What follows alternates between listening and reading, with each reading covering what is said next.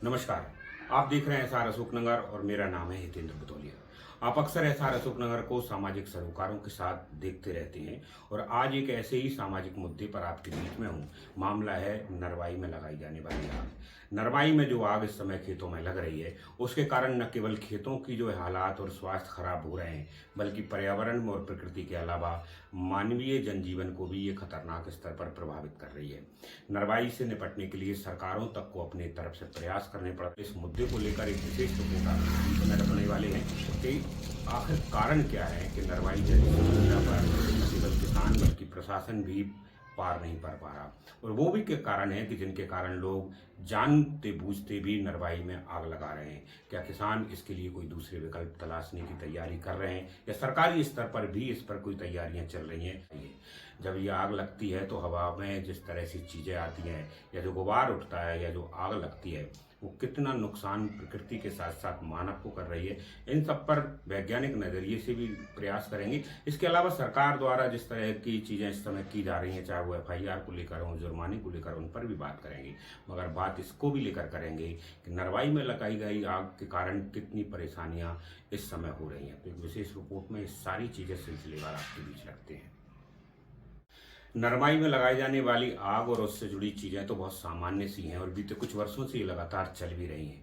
दरअसल पहले ये जानने की प्रयास करती हैं इस सब चीज़ों पर बात करने से पहले कि ये नरवाई कितनी घातक, कितनी खतरनाक और कितनी नुकसानदेह है। एक वैज्ञानिक नज़रिए से जो कृषि विभाग के विद्वान है या वैज्ञानिक है, पहले उन्हीं से इस पूरी प्रक्रिया को जान लेते हैं कि दरअसल ये नरवाई किसानों के लिए कितनी घातक है। जमीन हमारी एक जीवित माध्यम है और यदि हम उसमें आग लगाएंगे तो जो उसके अंदर जो माइक्रो ऑर्गेनिज्म पाए जाते हैं, सूक्ष्म जीव पाए जाते हैं, वो नष्ट हो जाएंगे और मिट्टी कड़क हो जाएगी, उसकी ऊपर की परत कड़क हो जाएगी।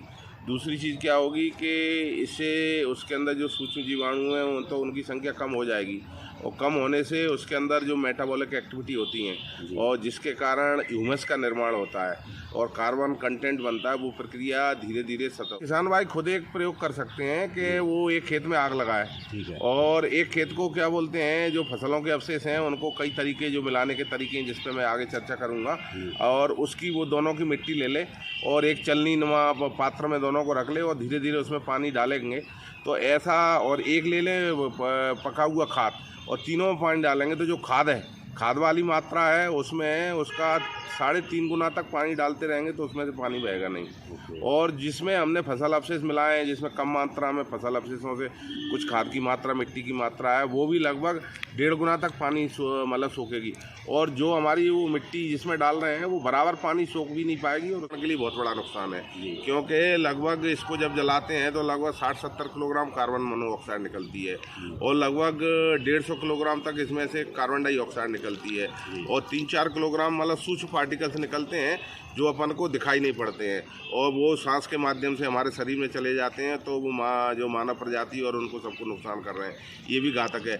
इसके अलावा ये जो ज़मीन में से जो धुआं निकलता है ये भी काफ़ी मात्रा में निकलता है, कार्बन की मात्रा भी बनती है, तो इस प्रकार से पर्यावरण में इसका बहुत विपरीत प्रभाव पड़ता है। किसानों के साथ समस्या ये है कि उनके पास ये कहा जा रहा है कि अभी ऐसे विकल्प नहीं है कि इतनी बड़ी संख्या में जो खेत हैं उनमें नरवाई को निस्तारित कर दिया जाए या उसे आग लगाने के अलावा कोई दूसरे विकल्प किए जाए। मगर ऐसा भी बिल्कुल नहीं है कि कोई भी विकल्प किसानों के पास नहीं है। दोनों तरह की चीज़ें हैं। एक तो किसान अपनी तरफ से चीज़ों को शुरू नहीं कर पा रहा, दूसरा एक परंपरागत तरह की जो सोच है उसके कारण भी किसान नई चीज़ों को अपनाने में थोड़ा सा पीछे है। मगर देखिए, कई सारे विकल्प अभी भी किसान के पास।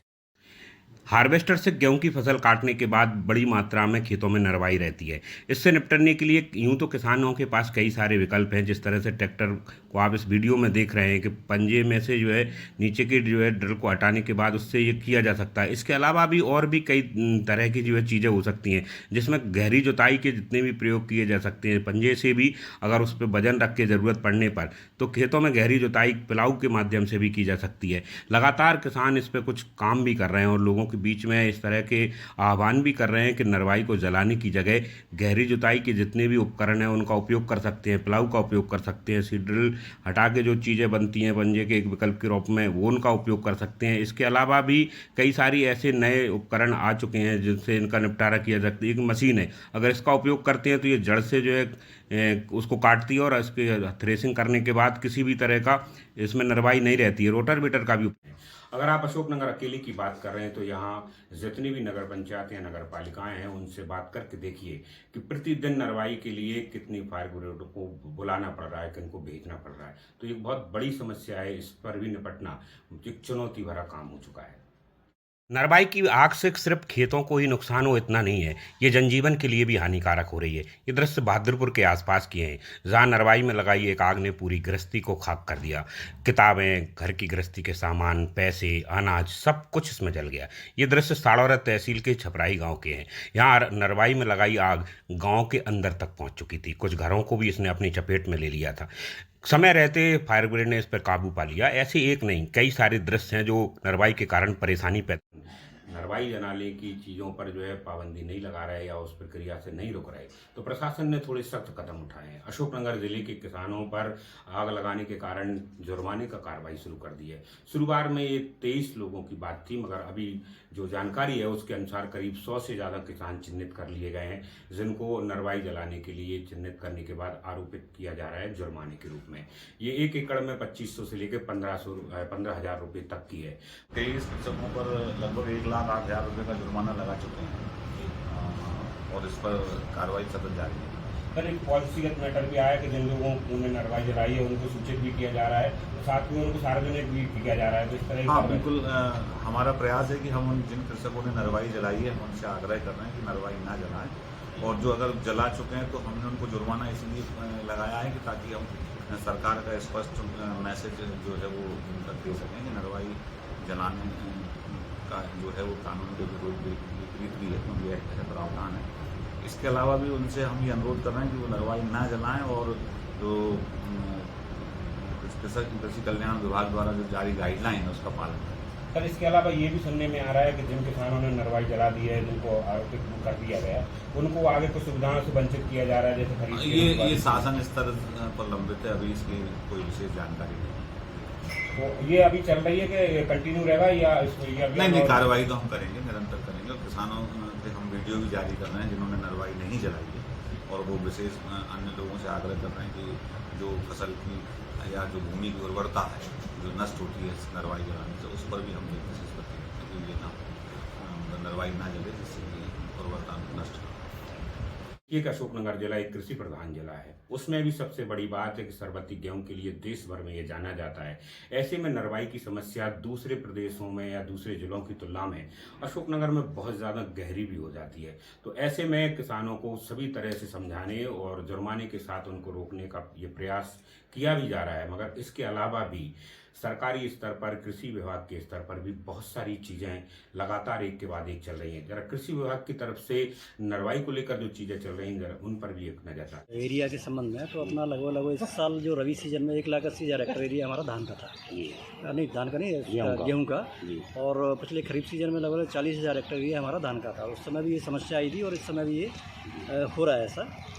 इसके लिए हम लोग प्रयास ये कर रहे हैं डिपार्टमेंट की तरफ से कि हमने हमारा जो मैदानी अमला है, जो हमारे कृषि विस्तार अधिकारी रहते हैं, और एसडीओ के माध्यम से पिछले 1 महीने से हमने अभियान चला रखा है, और प्रत्येक गांव में जा करके वो किसानों को समझाइश दे रहे हैं, और इसके पराली जलाने से और इससे क्या नुकसान होते हैं और उसके क्या फ़ायदे हो सकते हैं नहीं जलाएंगे, तो वो सारा उनको विस्तृत तौर पर उनको बताया जा रहा है गाँव में जा करके। इस साथ हम लोग एक और काम कर रहे हैं कि जो रोटावेटर मशीन है, जैसे कस्टम हायरिंग सेंटर के पास उपलब्ध हैं, जैसे हमारे यहाँ पे 63 कस्टम हायरिंग सेंटर हैं जो संचालित हैं ज़िले में, जो कृषि यांत्रिकी के माध्यम से दिए गए हैं, उनके पास सभी के पास रोटावेटर हैं। तो उनके बारे में भी हमने किसानों को बताया गया है कि आप वहाँ से रोटावेटर लेकर के और कम दर पर लेकर के आप उसको उपयोग करके वो जो फसल अवशेष है उसको ख़त्म कर सकते हैं, और जो फसल अवशेष मिट्टी मिल जाएगा तो उसका जैविक खाद के रूप में उपयोग होगा उसका। तो एक तो ये पॉइंट हो गया। दूसरा, हमारे यहाँ पे ज़िले में ये अच्छा है कि पिछले 2 साल से यहाँ पे भूसा बनाने के लिए हमारे किसान काफ़ी आगे आए हैं, और भूसा बनाने की मशीन लगभग हमारे यहाँ पे 250 से 300 भूसा बनाने वाली मशीन है, हाँ, पूरे ज़िले में, जिसको एक्स्ट्रा रीपर बोला जाता है। और हमारे यहाँ ये जो मशीन है कुछ बाहर से भी, किसी अदर स्टेट से, जैसे राजस्थान से भी कुछ लोग आए हूँ। हैप्पी सीडर, सुपर सीडर क्या रहता है कि इसमें एक ऐसा एडजस्टमेंट रहता है कि खेत की पूरी जुताई हो जाती है उसमें। जैसे अपन खेत को तैयार करते हैं पर हल चलाते हैं, बाकी उसकी जरूरत नहीं है आपको। मतलब 2-3-4 कूड़ जो करना पड़ता है वो उसकी आवश्यकता उसमें नहीं है, बिल्कुल आपको जीरो मेंटेनेंस पे है। सीधा सीधा आपने कोई फसल काटी और फसल काटने के बाद अगर कोई फसल बुआई करना है, जैसे सभी किसान नहीं जलाते, जैसे एक किसान ने आग लगाई, हाँ पूरा खेत का गांव का गांव एक किसान, अब सभी किसान ने जैसे जला, गाँव में जैसे 100 किसान है तो अब लगाएंगे 4-5 ही, तो पता चला कि वो बाकी खेतों में भी लग जाएगी। ऐसा देखने में आ रहा है। ये एक स्थिति बन रही है। तो हम लोग कोशिश कर रहे हैं, गाँव में चौपाल लगा रहे हैं। कलेक्टर महोदय ने भी निर्देश किया है हमको, आज की बैठक में बताया कि नरवाई को बहुत टॉप प्रायोरिटी पर रखना है। कुछ गांव हम सेलेक्टेड कर रहे हैं, जैसे हमारी स्कीम भी आ रही है। अभी हमारे जो डिपार्टमेंट के जो मुखिया हैं उन्होंने कहा है कि इस तरह का हम लोग कुछ प्रोत्साहन राशि भी देंगे, जो किसान पराली नहीं जलाएंगे, और इसको उसके लिए कुछ प्रोत्साहन राशि के रूप में कुछ करेंगे। जैसे कि हैप्पी सीडर, सुपर सीडर है, अब सभी किसानों के पास नहीं है क्योंकि वो बड़ा मशीन होती है और बड़े ट्रैक्टर से चलती है। मतलब 55 हॉर्स पावर ऊपर 55-60 से ऊपर बनता है। हर किसी किसान के पास है नहीं वो ट्रैक्टर, तो निश्चित तौर पर किराए पर लेना होगा उसको।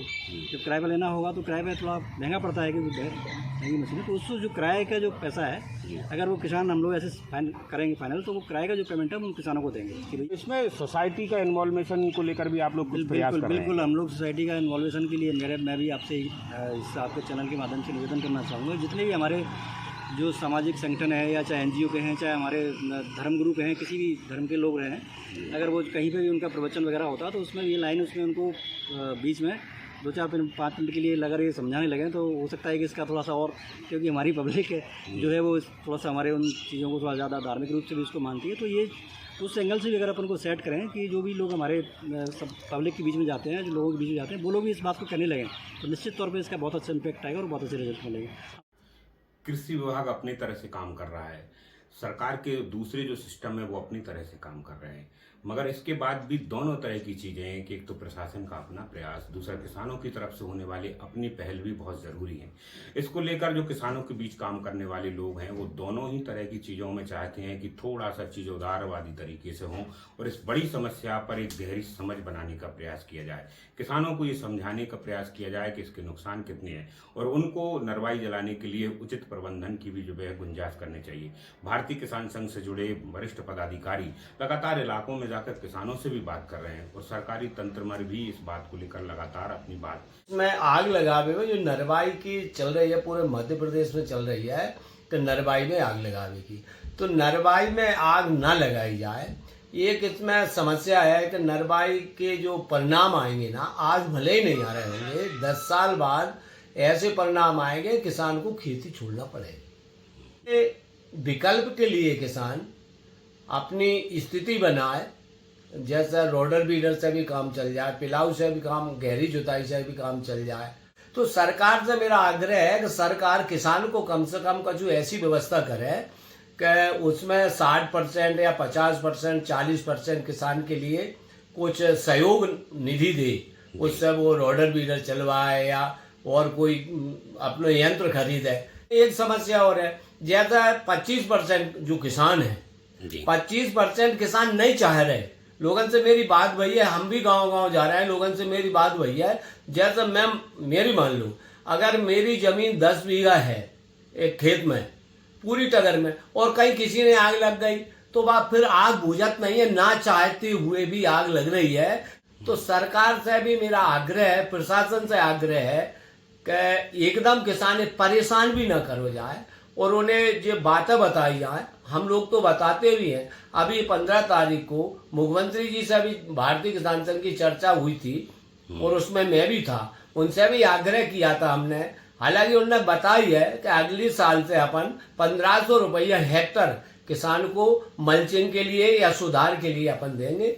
तो ऐसी कुछ चीजें, ऐसे कोई यंत्र लाए जाए इससे किसान सहूलियत से अपनी नरवाई न जला पाए, आगे जलने के लिए खेत बचे, खिरान बचे और अपनी जमीन बचे। इसलिए मेरा सभी किसान बंधुओं से, पूरे प्रदेश देश के किसानों से आग्रह है कि आग लगावे से बहुत बड़ा घाटा है और किसान घाटे में जाएगा। किसान की ये सारे के सारे अपनी तरह के सिस्टम हैं, मगर इस मुद्दे पर जब लगातार अधिकारियों से, लोगों से, किसानों से और जो जरूरी लोग हैं इस पूरे मामले में, जितने भी स्टेक होल्डर इससे जुड़े हैं नरवाई के मामले से, उन सबसे बात करने के बाद, चूंकि एक छोटा मोटा किसान होने के नाते इस सब समस्या को हम भी समझते हैं, तो जितनी समझ बनती है उसके हिसाब से अगर 2-3 चीज़ों को और यहाँ पर रखी जाए कि जो क्रॉप कटिंग का मामला है, जब किसानों को आप कह रहे हैं, अगर किसी कृषि विभाग के आंकड़े की माने या हम एक सामान्य आंकड़े की माने तो कृषि प्रधान जिले की जब 80% जनता किसान है और उनमें से लगभग 70-75% गेहूं बो रहे हैं या धान बो रहे हैं, तो इतने सारे किसानों को समझाइश देने की या इन पर काम करने की जगह उन